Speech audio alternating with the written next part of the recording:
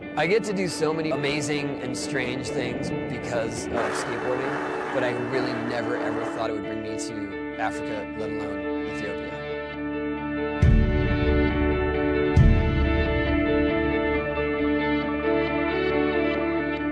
This was way more than a skate trip for me. This was like a life-changing experience.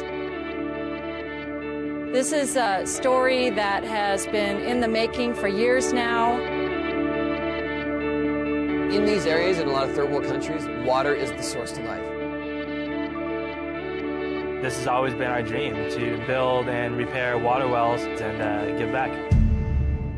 You don't really get too many opportunities skating in a city that's never been touched. I've been all around the world to skate before, and skating here in Ethiopia was probably one of the hardest places to find spots. This is uncharted territory. We're just out searching for whatever we can find. It's crazy out here. You gotta see it to believe it, man.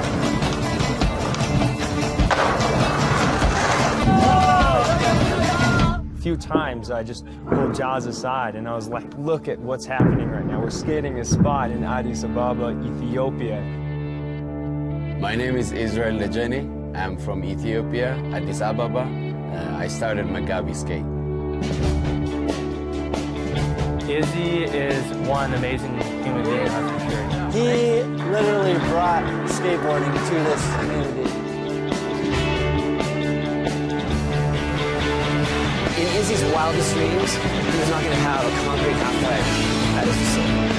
Skateboarding brought us here, and now we can give it back to the community.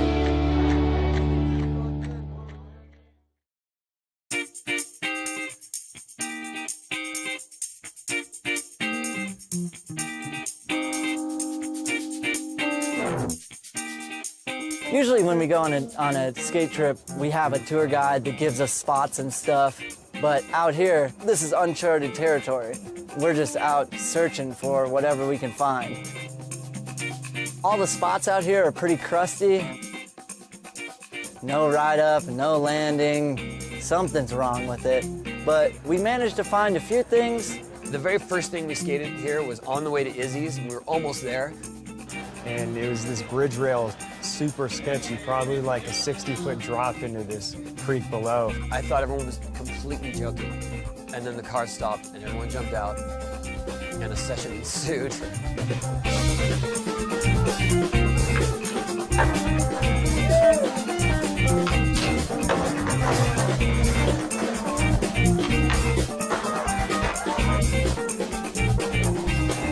Nigel and Jaws, and they jumped on the rail. We all skated. It was a rad vibes, you know, all the people were watching. And the kids just started grabbing our boards and they were bumping the whole new ride. Next thing you know, Tony's jumping in there and hill bombing with these kids. Yeah, it was just a crazy first spot. You know, we hadn't even made it to Izzy's and we were already like joining the fun. People don't see skateboarding out here in Ethiopia. There's no skate parks, there's none of that. Basically every spot we skated, there'd be big crowds watching us skate, and it's cool. It's cool to be able to present skateboarding to people who haven't seen it.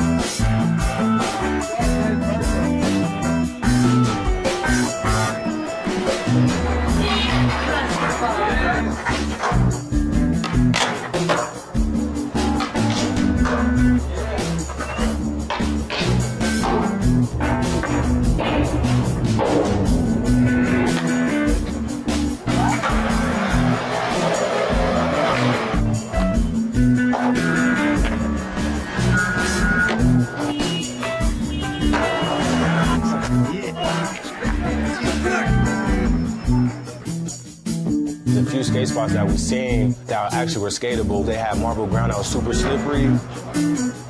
Derek was slipping out, getting tossed around all over the place. When it came to spots, anything we thought was skatable, we tried to skate. You know, I think Jaws is the perfect example of that. He legitimately found a gap going out of the first story of a building onto the busiest road possible. The people from the building were really nice. They let us skate it. They gave Izzy a pole so that we could move the wires out of the way.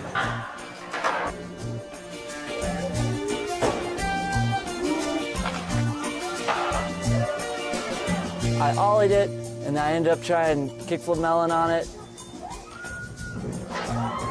I tried it probably like 6 or 7 times, stuck a few of them.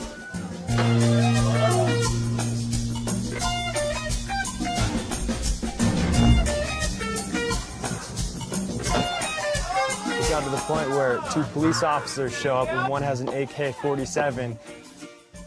And they're gonna stop the traffic for us, and we'll try to do it right now. Jaws is going for his trick while those guys are standing in the landing, man. It was complete mayhem.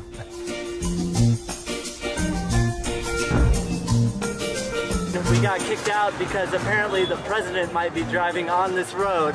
They weren't bummed on us jumping out of their building that's brand new that's being built, but they're bummed because the president might be driving down the road. But 2 of the employees jumped in our van with us and said that they got a spot for us. Now these people, they definitely have not ever seen skateboarding before. So we're pretty curious to see what they'd take us to. They ended up taking us to like this car wash or like a car mechanic place, and I found what I could. I found this like tail drop into like a little bank. I'm pretty sure the only reason why they took us there is because it had concrete.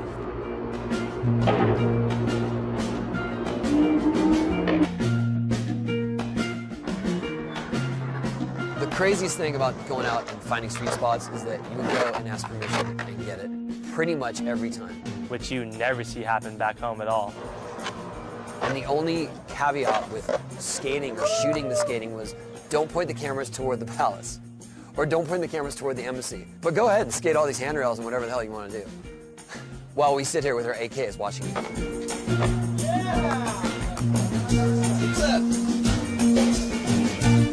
One of the security guards was so happy to see me skate over this rail. And even when I didn't land tricks, he would say, "Bravo, bravo." The security guard started singing songs.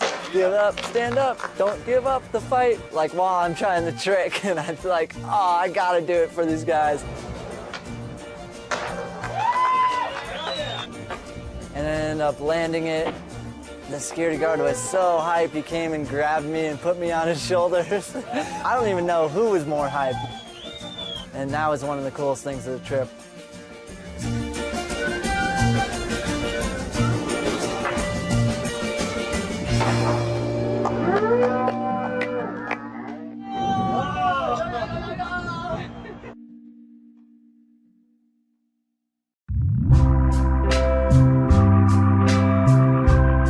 My name is Israel Lejeni. I'm from Ethiopia, Addis Ababa, Shiromida area. I started Megabi skate. Izzy took it upon himself to start a skate movement somewhere where it was most unlikely. The first time I saw a skateboard was in Europe, in Sweden. As soon as I saw it, I fell in love with it. He travels quite a bit, and in the places that he saw skateboarding, he saw it have a very positive impact on the youth.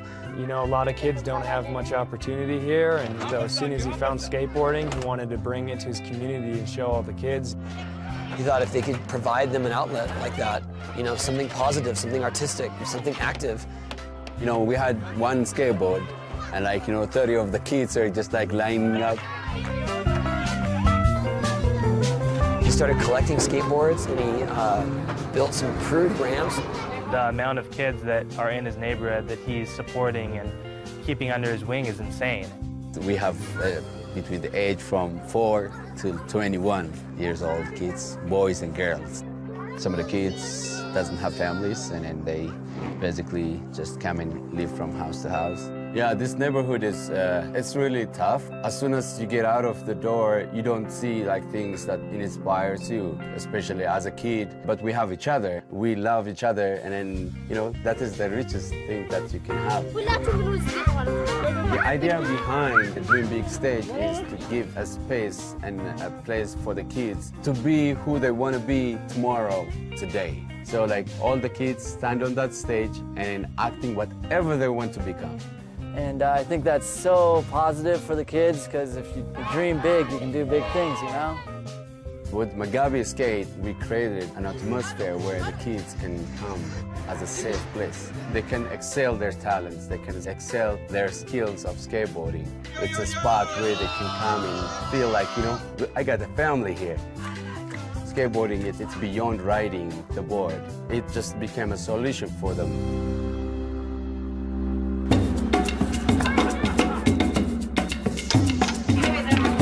Let It Flow, California skate parks built the first official ramp in Ethiopia for the kids. We got to help build it, and it was cool because all the kids in the community, even like little 5-year-olds, were shoveling up concrete in the mixers. And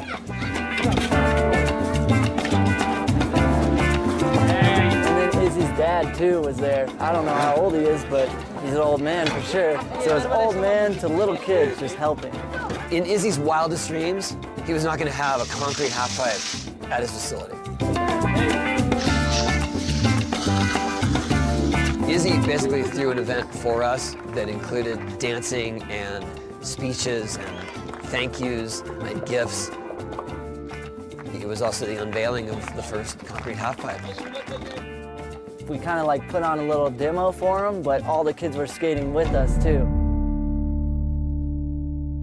Seeing the kids hop on the ramp, it's like they already know what they was doing, like they was natural at it. They have no fear. They'll fall down and just get right back up. I mean, compared to what they used to have, this is something to take example from in any charity, in any community.